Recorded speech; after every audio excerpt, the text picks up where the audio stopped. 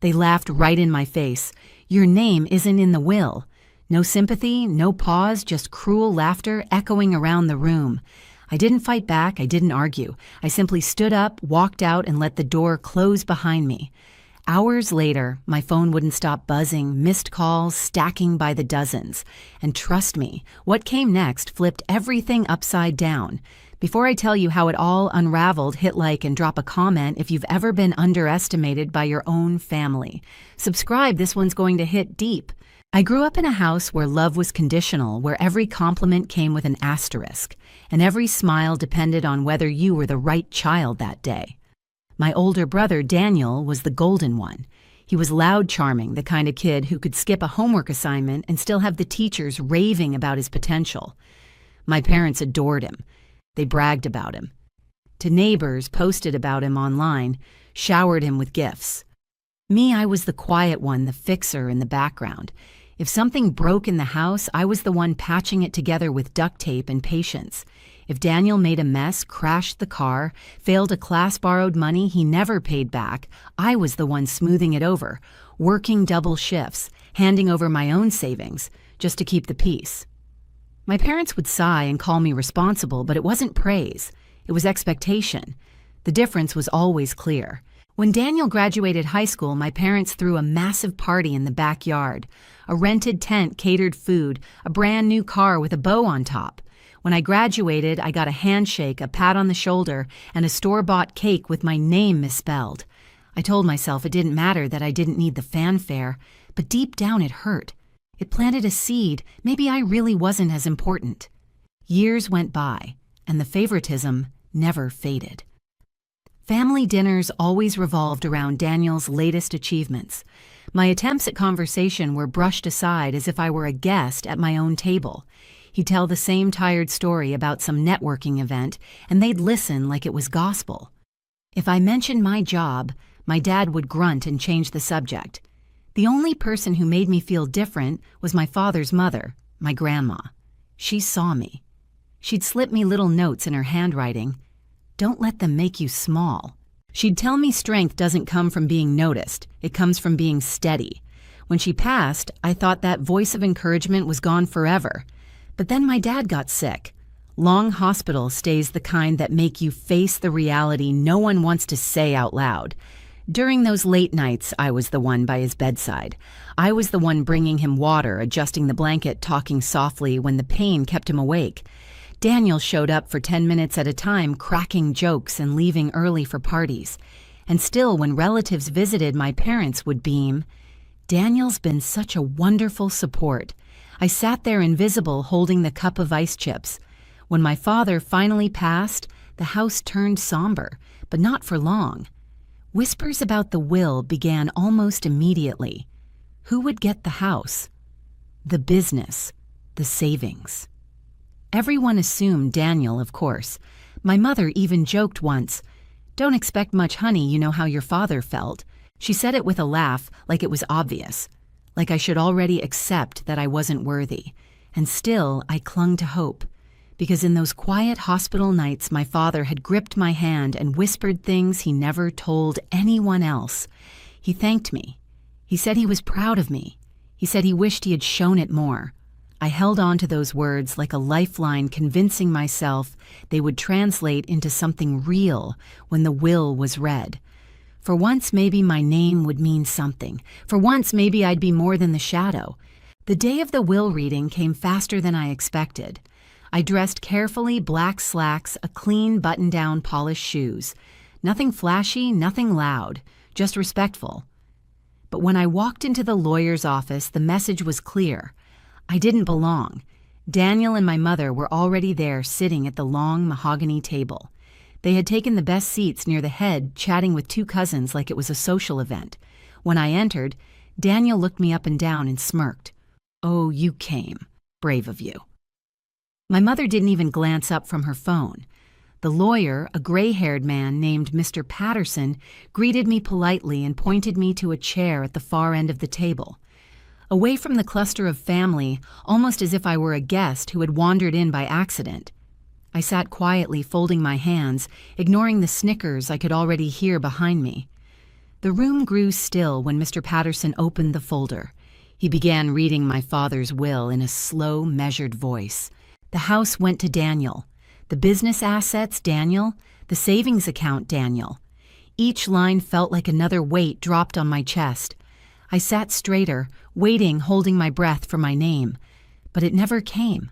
Line after line, my father's possessions were handed out to Daniel, to my mother, even to a few extended relatives. My name wasn't there, not once. Daniel leaned back in his chair, a grin spreading across his face. He actually laughed. A low chuckle that grew louder with each item he collected on paper. Finally, he turned toward me, his eyes gleaming. "Guess you didn't make the cut. Tough luck, little sibling." My mother didn't scold him. She joined in. "Don't look so shocked, honey. You knew how close your father was to Daniel. You should be happy for him." The cousins snickered.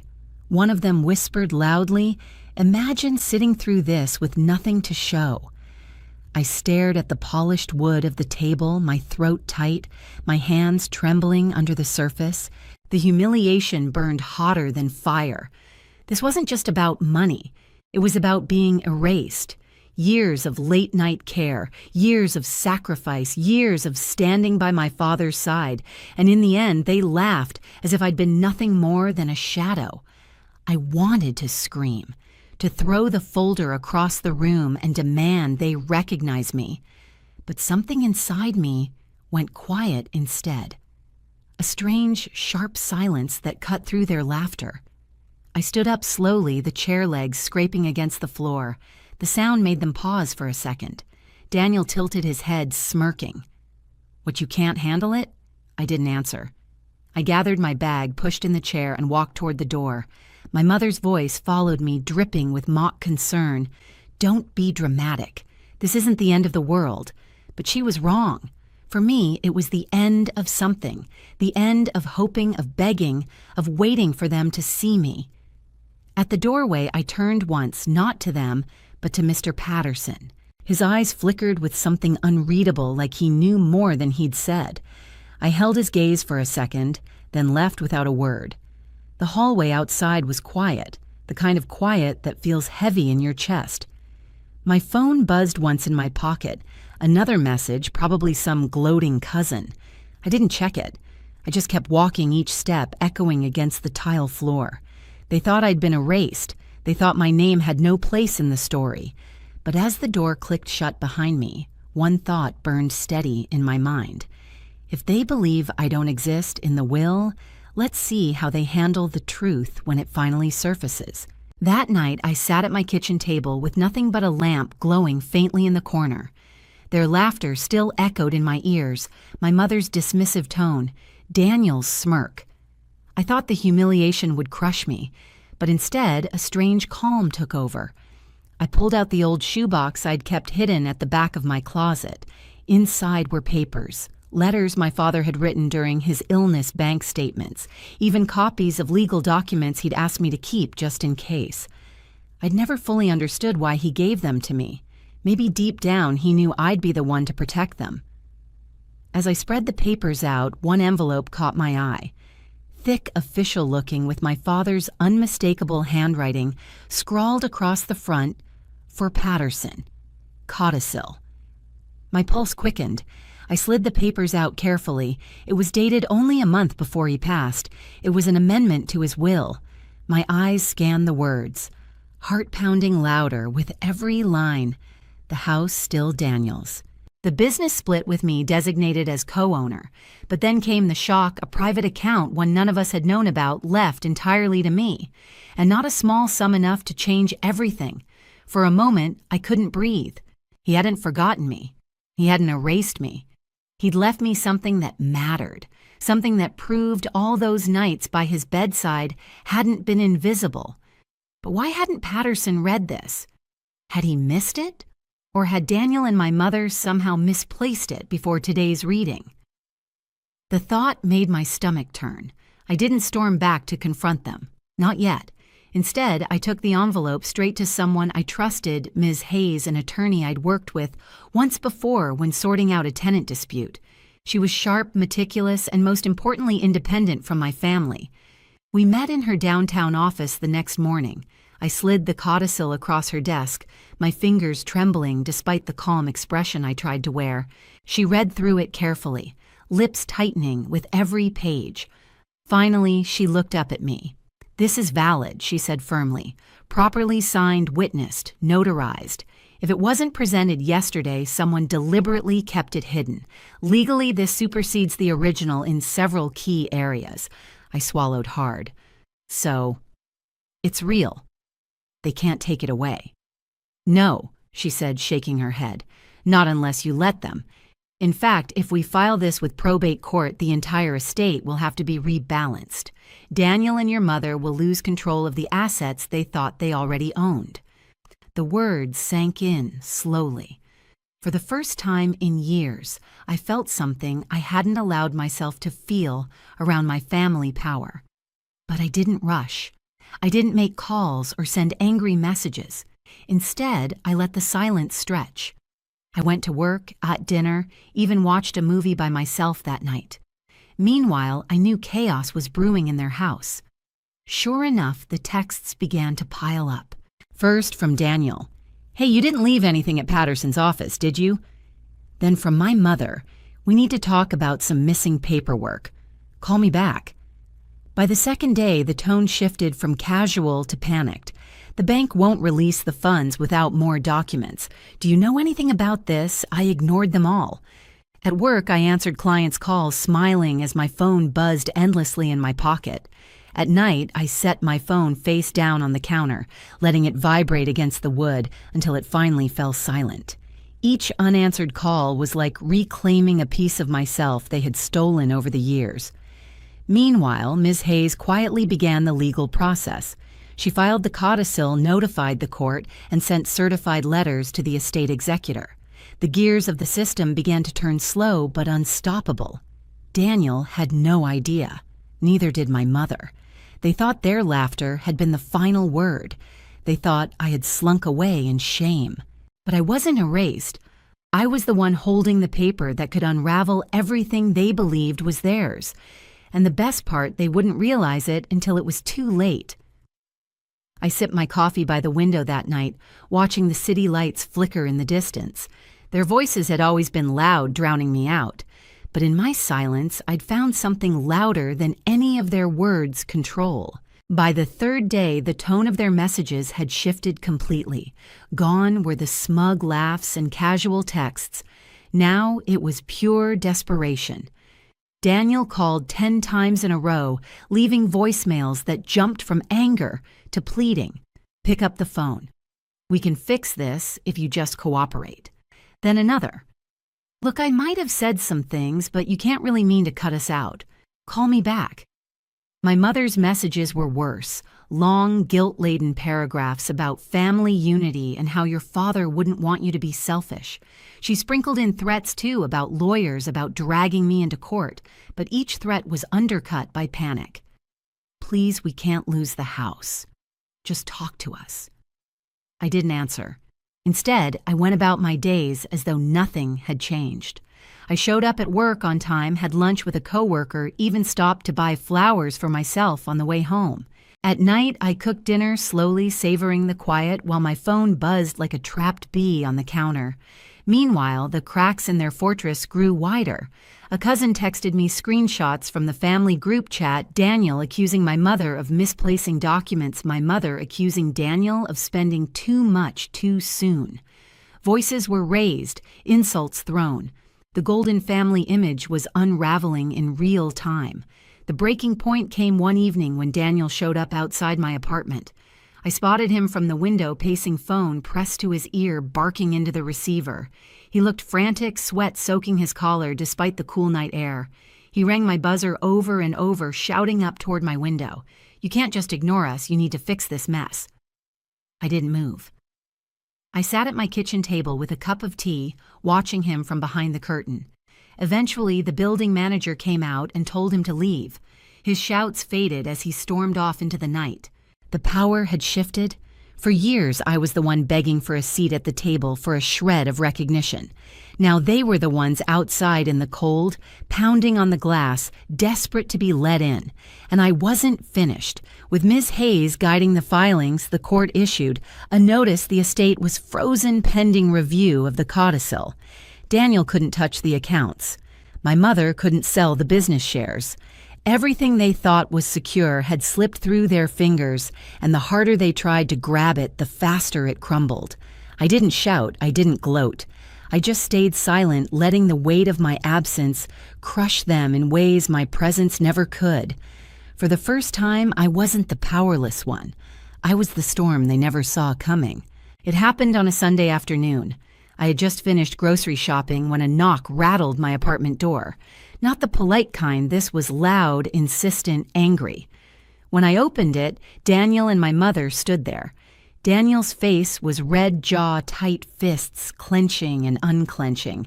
My mother's eyes were puffy mascara smudged as if she hadn't slept in days. Enough games, Daniel snapped the moment he saw me. "We know you have something. Hand it over." I leaned casually against the door frame. "Something?" My mother's voice cracked. "The codicil. We know about it now. Patterson called. He said the court received new documents. Why didn't you tell us?" I let the silence hang for a moment, the only sound the hum of the fridge behind me. Then I spoke slowly, deliberately. "Because you laughed at me. Because you told me I didn't exist in his will. You erased me before you even knew the truth." Daniel's voice rose, desperate now. "We can fix this. We'll cut you in, give you a fair share." I actually laughed. A short, bitter laugh that stopped him cold. "Cut me in." "You don't get to cut me in. The codicil makes me co-owner of the business and gives me the private account outright. Legally, it's already mine. You can't bargain with something you never had." My mother stepped forward, her voice sharp, almost shrill. "Do you realize what you've done? You're tearing this family apart. Your father wanted us to stay united." I met her eyes, steady and calm. "No. What tore this family apart was your choice to belittle me, to treat me like nothing, to laugh when you thought I'd been written out. Don't twist this on me." For a moment, the hallway was silent. Daniel shifted, his confidence cracking. My mother's lips trembled, searching for words. Then Daniel exploded. "You're pathetic, always jealous, always bitter. You think this makes you powerful, you'll die alone with your bank account while the rest of us move on." The words stung, but I didn't flinch. I'd heard them all before in one form or another. This time I had something stronger than their cruelty. I had proof. I reached to the side table by the door and lifted the folder I'd prepared. Inside was a certified copy of the codicil stamped and filed with the court. I held it up just long enough for them to see the seal. "This," I said quietly, "is reality. You don't have to like it. You don't even have to accept it. But you can't erase it." The echo of my words filled the hallway louder than any scream. Daniel's shoulders slumped. My mother covered her mouth, a muffled sob escaping. For the first time, their power was gone, and they knew it. I closed the door gently, not slamming it, not giving them the satisfaction of rage, just a quiet, final click. Behind that door, I heard it, the sound of my mother's sob, Daniel's low curse, their footsteps retreating down the hall. And in that silence, I knew the balance had finally shifted. The days after that confrontation felt strangely quiet. No more constant buzzing phone, no more guilt-laced messages, just silence. The court filings moved forward smoothly. With Ms. Hayes handling everything, the estate was officially updated to include the codicil. The business shares were legally mine. The private account transferred directly to me. No loopholes, no tricks left for Daniel or my mother to exploit. I thought I might feel guilty, but I didn't. Not this time. Instead, I felt lighter, like I'd finally set down a weight I'd been carrying for years. A weight made of their dismissive comments, their laughter, their refusal to see me. I didn't use the money to flaunt or to punish them. I invested it into myself, my career, my future, my peace. I bought a small house with a garden, a place that was mine alone, a place where I could sit on the porch in the evening and hear nothing but the wind in the trees, not the constant echo of their voices. One night, as the sun set in streaks of gold and orange, I thought about my father, about the way he had squeezed my hand in those final days, whispering words of pride I'd waited my whole life to hear. Maybe he couldn't change the past, but through that codicil, he gave me a chance to change my future, and I took it. I didn't destroy my family. I just stopped letting them destroy me. And for the first time in years, I finally felt free. If you've ever stood your ground against family who tried to erase you know this, you're not alone. Share your story in the comments. I read every single one. And don't forget to like and subscribe because the next story might remind you of your own strength.